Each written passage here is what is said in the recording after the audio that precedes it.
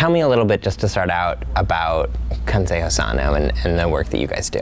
ConsejoSano is a patient engagement platform. We're based in Los Angeles, and we work with doctors' offices and health insurance companies to reach out to culturally diverse populations.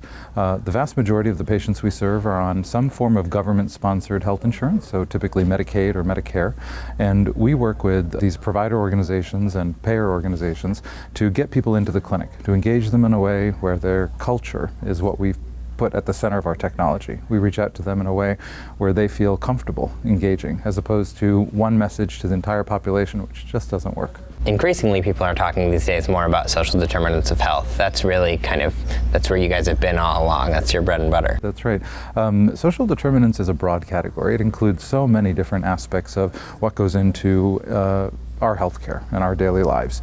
And when we think about populations that don't have access to the basics, they may not have good transportation, they may not have access to reliable food sources and healthy food sources in particular. They may live in food swamps, too much fast food, or food deserts, not enough healthy food, or they're dealing with housing issues, or a whole other host of social determinants.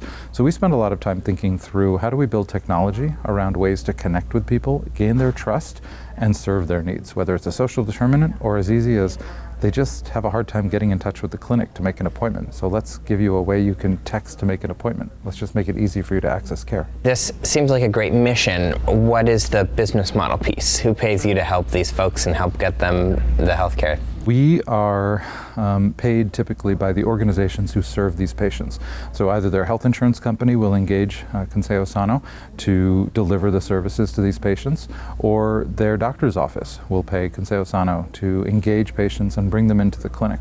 And a lot of the work we do is driven to improve health outcomes as measured by quality measures, typically HIMSS or star ratings or any other number of quality programs. You're also kind of on the cutting edge of this value-based care thing too, right?